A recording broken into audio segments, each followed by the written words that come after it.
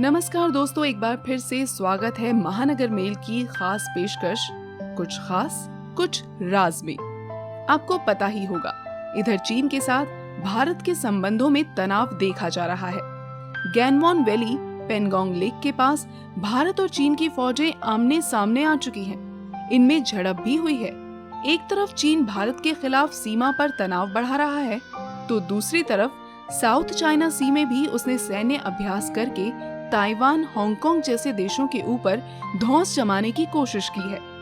Corona virus के मामले में चीन की भूमिका विश्व के सामने आने के बाद यूरोप की वो कंपनियां जिन्होंने अपना व्यापार चीन में फैला रखा था, वो भी अब वहां से दूसरे देशों में शिफ्ट होना चाहती हैं। असल में कोरोना वायरस के मामले में पूरे विश्व में खलनायक साबित हो चुका चीन अब अपने देश के लोगों का ध्यान हटाने के लिए भी भारत सहित कई देशों के साथ तनाव बढ़ाकर अपने देश की जनता का ध्यान कोरोना से उत्पन्न हुई स्थितियों की तरफ से हटाना चाहता है।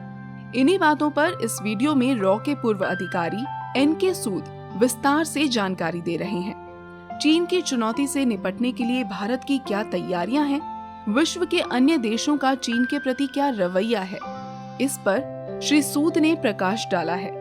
आप भी सुनिए क्या कहना है रॉ के पूर्व अधिकारी एनके सूद का।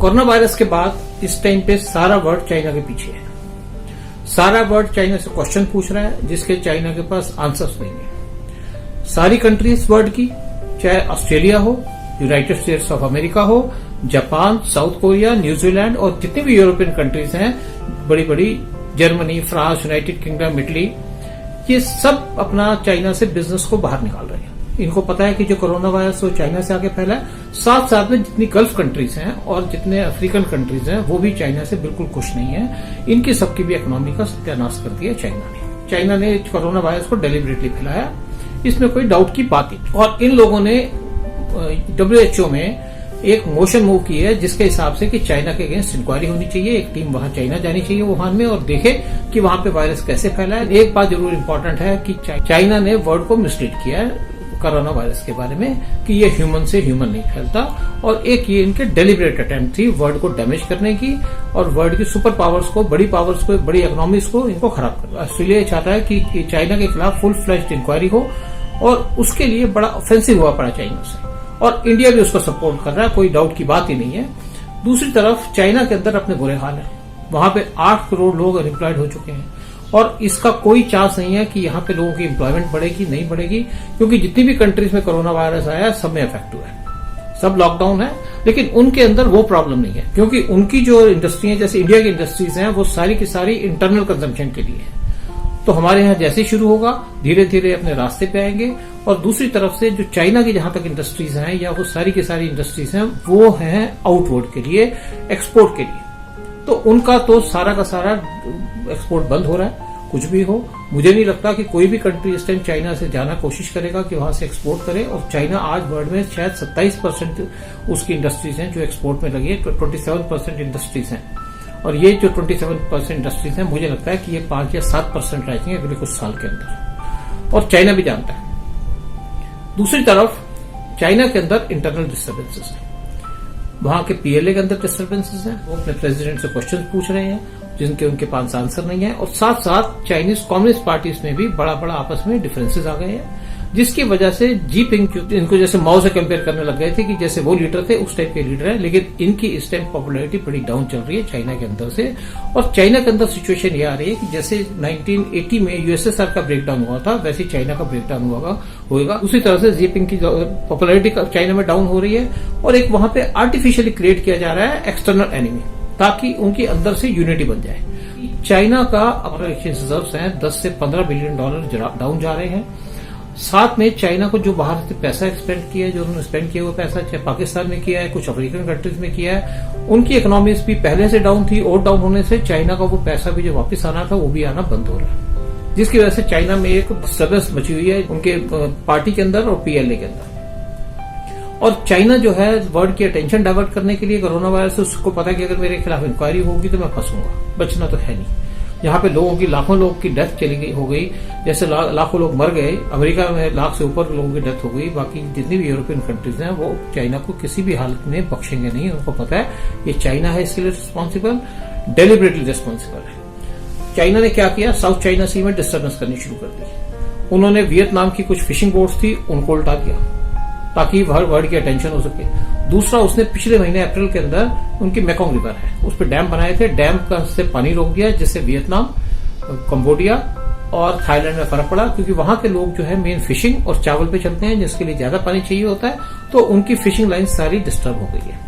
दूसरी तरफ चाइनीज जो नेवी है, क्योंकि वो क्लेम करती है 90% ऑफ साउथ चाइना सी वो क्लेम करती है, उन्होंने जो मलेशिया के साउथ चाइना सी के अंदर जो ड्रिलिंग वेल्स थे उन पे ऑफेंसिव तरीके से अपनी नेवी भेजी, जिसकी वजह से मलेशिया ने वो ड्रिलिंग वेल्स बंद कर दिए। दूसरी तरफ फिलीपींस, सिंगापुर, ब्रुनाई और इंडोनेशिया, उनको भी चाइनीज नेवी ने हरास करना शुरू कर दिया, क्योंकि इनकी नेवीज की कोई स्ट्रेंथ नहीं है।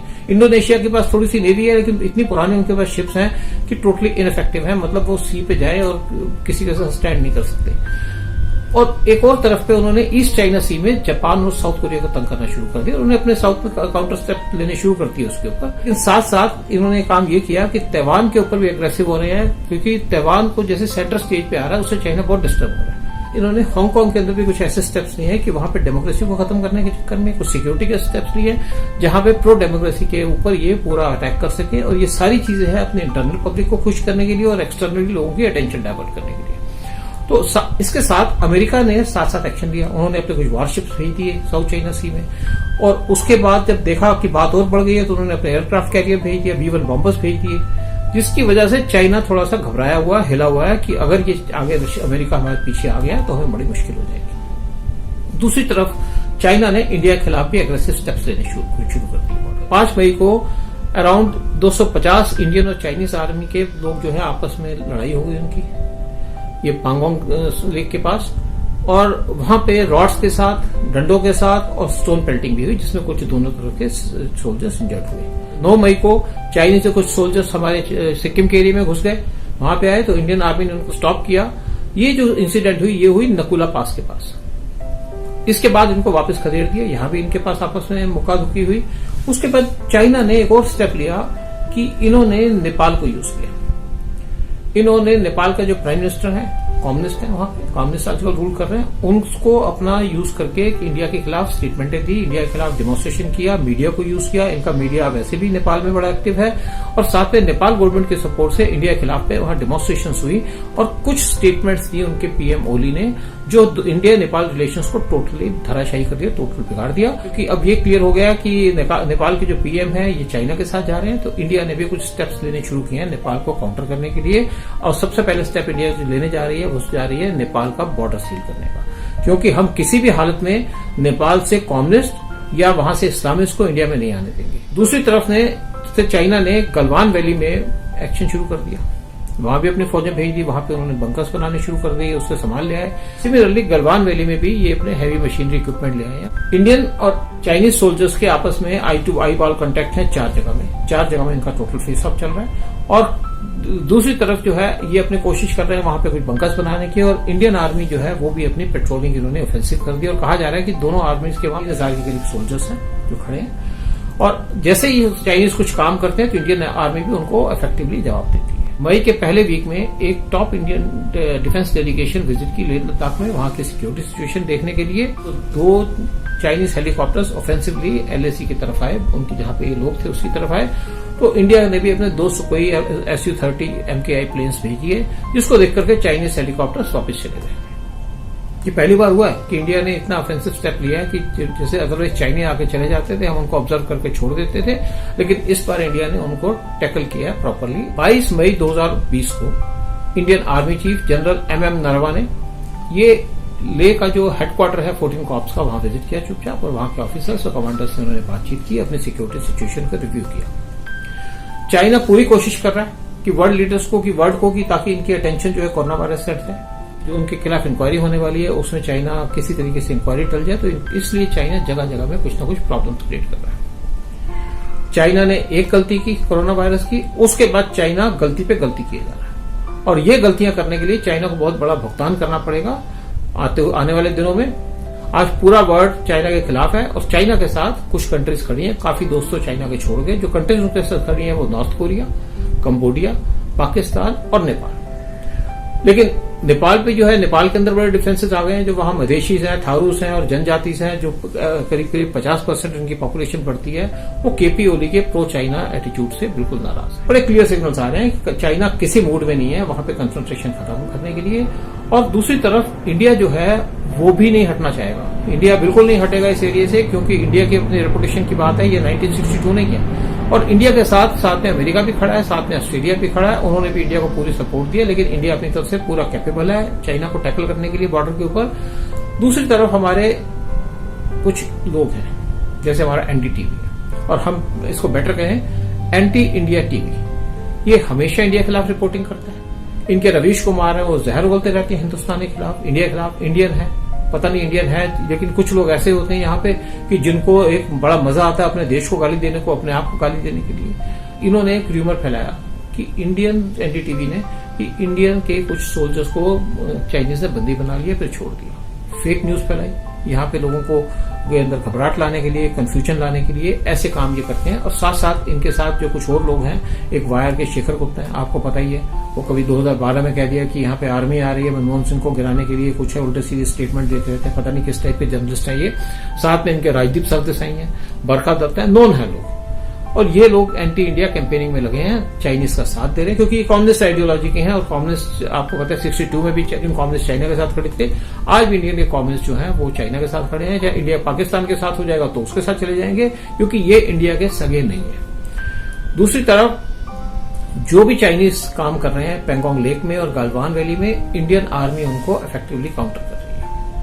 और साथ साथ इंडियन आर्मी वहां पे एग्रेसिवली पेट्रोलिंग कर रही है। चाइना ने अपनी फोर्स बढ़ाई तो इंडियन आर्मी ने भी अपनी वहां पे फोर्स बढ़ा दी। मैंने पहले भी कहा कि पूरे लेह लद्दाख के एरिया में 40,000 इंडियन की फोर्सेज वहां पे स्टेशन है। 400 हमारे टैंक से परमानेंटली स्टेशन है। साथ साथ में हमारे वहां बफोर गन्स 3D हैं, शुद्ध लगाई हुई हैं। और ये जो टैंक्स भी हैं उनको सुबह शाम उनको वार्म अप किया जाता है। और इंडिया के पास इतने रिसोर्सेज आज की डेट में जो पहले नहीं थे, कि इंडिया के पास ट्रांसपोर्ट प्लेन्स हैं। अगर हमारे रोड की पूरी कंस्ट्रक्शन नहीं है तो कम से कम हमारे पास ट्रांसपोर्ट प्लेन्स हैं, जिनकी वजह से हम वहां पे सप्लाई कर सकते हैं। और ये जो एरिया है जहां पे एग्रेसिव पेट्रोलिंग वगैरह हो रही है, एक एरिया इनमें आता है डेमचौक और दूसरा दौलताबाग ओल्डी। और साथ में बता दूं कि दौलताबाग ओल्डी में इंडिया का ALG है। ALG मतलब एडवांस लैंडिंग ग्राउंड, जहां पे हमारे ट्रांसपोर्ट प्लेन्स भी लैंड कर सकते हैं, जिसके साथ हमारे दूसरे एयरक्राफ्ट भी लैंड कर सकते हैं, फाइटर प्लेन्स भी, और साथ में ब्रह्मोस गन्स भी लगी हैं। मुझे एक बार आर्मी वालों से बात हो रही थी जब मैं भी किसी टाइम नॉर्थ ईस्ट में पोस्ट था, कि अगर हमको हमारी आर्मी लड़ने को तैयार है, हमें कुछ नहीं चाहिए, हमको 2 चीज चाहिए। एक तो चीज चाहिए कि हमको यहाँ पे सप्लाई लाइन रहे, कि आम से मनुष्यन की और उसके बाद राशन की। और दूसरी बात है कि जब भी हमारे सोल्जर्स इंजर्ड हो जाए उनको वहां से उठाया जा सके, ले जाया जा सके। अगर यहाँ पे ये चीज की गारंटी होगी तो हमारे सोल्जर्स लड़ेंगे। 1962 में कुछ नहीं था, फिर भी हमारे सोल्जर्स लड़े। तो अभी की तो सिचुएशन बिल्कुल अलग है कि हमारे सारे फ्रंट्स के ऊपर काफी हद तक हमने रोड भी बना लिए पिछले कुछ सालों के अंदर, और हमने ALGs बनाए। साथ साथ एक बात कहूंगा कि 2016 से 18 के बीच में चाइनीज आर्मी ने इंडियन जो एरियाज के अंदर 1025 बार घुसे। 2016 में इन्होंने ट्रांसलेशन की या इंडियन आर्मी के एरिया में घुसे, वो घुसे 273 बार, और 426 बार घुसे 2017 में। इंडो चाइना बॉर्डर है वो प्रॉपरली डिमार्केटेड नहीं है, क्योंकि हमारे डिस्प्यूट्स हैं। और स्पेशली जो डिस्प्यूट है वो 3500 किलोमीटर के बॉर्डर पे है, जिसको कहते हैं लाइन ऑफ एक्चुअल कंट्रोल। हम कहते हैं कि ये जो लाइन ऑफ एक्चुअल कंट्रोल है ये मैकमोहन लाइन के हिसाब से बनी है। चाइना इसको नहीं मानता, चाइना पूरा हिस्सा अपनी तरफ मानता है। 1967 से, मतलब समझिए 50 साल हो गए कि हमारे इस बॉर्डर पे एक भी गोली नहीं चली। अब बात करेंगे कि हमारे मेजर स्टैंड ऑफ कब हुए। एक हमारा मेजर स्टैंड ऑफ हुआ देपसांग वैली में 2013 में।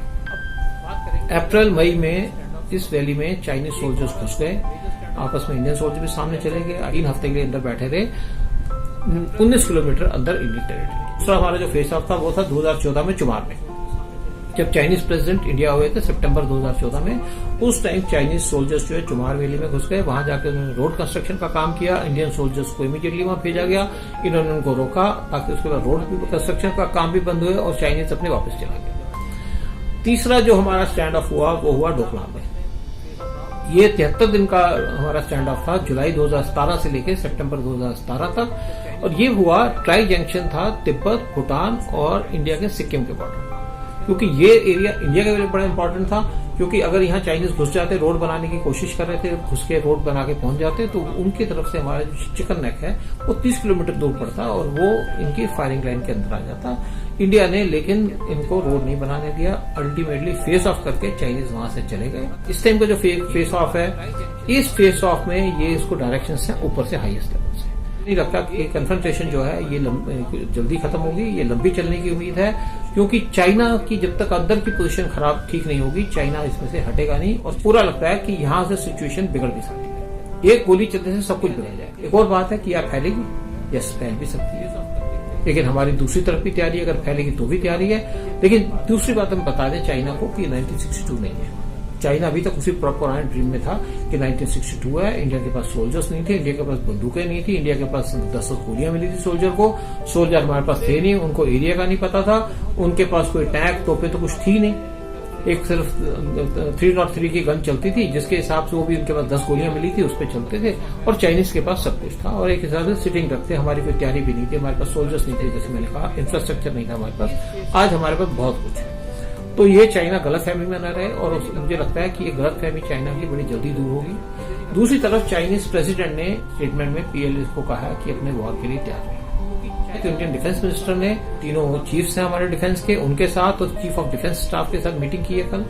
साथ साथ इन्हीं लोगों ने, हमारे जो आर्मी के लोग थे, तीनों चीफ्स थे और साथ में चीफ्स ऑफ डिफेंस स्टाफ जो हैं, उन्होंने हमारे national security advisor Ajit Doval से मीटिंग की है और इंडिया ने पूरा कह दिया है कि इनको की अपनी तैयारी रखो। साथ में इंडिया जो भी चाइनीज की मूव है उसको मूव टू मूव मैच कर रहा है, एग्रेसिवली मैच कर रहा है, जिससे चाइनीज को थोड़ा सा घबराहट होने लगी है। साथ में दूसरी तरफ एक और खबर आ रही है कि चाइनीज जो पीएलए है ये एक्सरसाइजेस कर रहे हैं, साउथ चाइना सी में भी कर रहे हैं और तिब्बत के एरिया में भी कर रहे हैं। कुछ लोगों ने कहा कि भाई इंडिया को भी एक्सरसाइज करनी चाहिए, लेकिन दूसरी तरफ इंडिया की रेगुलर एक्सरसाइज चलती रहती है, क्योंकि हमारी फोर्सेस कश्मीर में हमेशा एक्टिव रहती हैं, उससे पहले नॉर्थ ईस्ट में भी एक्टिव रहती थी, तो हम रेडी हैं उसके लिए। चाइना एक्सरसाइज करने के लिए कोशिश करे या डराने की, जो कुछ करे, इससे कोई फर्क होने वाला नहीं। लेकिन दूसरी बात एक और कहूंगा कि अगर चाइना वार के लिए जाता है या वार के लिए नहीं जाता, दोनों सिचुएशंस में China will be loser. China को दोनों सिचुएशन में चाइना लूज करेगा, चाहे इंटरनली चाहे एक्सटर्नली। लेकिन एक और आखिरी में बात कहूंगा, अपनी गवर्नमेंट से रिक्वेस्ट करूंगा कि गवर्नमेंट पहले से ख्याल रखे कि जो हमारा अंडमान निकोबार आइलैंड है, जो ट्राई सर्विसेज का जो हेडक्वार्टर बना हुआ है एक ही, उस पे गवर्नमेंट और अटेंशन दे और वहां पे एक्टिवेट करे, क्योंकि अगर चाइना कुछ भी बॉर्डर पे शो करता है या अग्रेसिव पोस्टर शो करता है तो नेचुरली बात है हमारी नेवी भी एक्टिव हो जाएगी और हमारा जो अंडमान निकोबार आइलैंड है वो मलक्का स्टेट के माउथ पे है, उससे हम चाइना का भी जो भी शिप आएगा उसपे सब मैरिन आएगी, उसको वहां रोक सकते हैं। तो इंडिया के लिए बड़ा जरूरी है कि हमारा अंडमान निकोबार आइलैंड को एक्टिवेट किया जाए, उसको और स्ट्रेंथन किया जाए, ताकि अगर चाइना की तरफ से अगर कोई भी खतरा है वो वहीं का वहीं खत्म हो। आप देख रहे थे महानगर मेल की खास पेशकश, कुछ खास कुछ राज, कुछ और खास कुछ और राज लेकर हम फिर लौटेंगे अपने अगले वीडियो के साथ। तो देखना ना भूलिएगा महानगर मेल। हमारे अगले वीडियो तक दीजिए हमें विदा। नमस्कार। ऐसे ही कुछ और यूजफुल वीडियोस के लिए सब्सक्राइब कीजिए हमारा चैनल महानगर मेल न्यूज और इन वीडियोस को अपने दोस्तों से शेयर करना ना भूलें। लाइक जरूर करें और साथ ही प्रेस करें बेल आइकन, ताकि आपको मिल सके हमारे हर नए वीडियो का नोटिफिकेशन।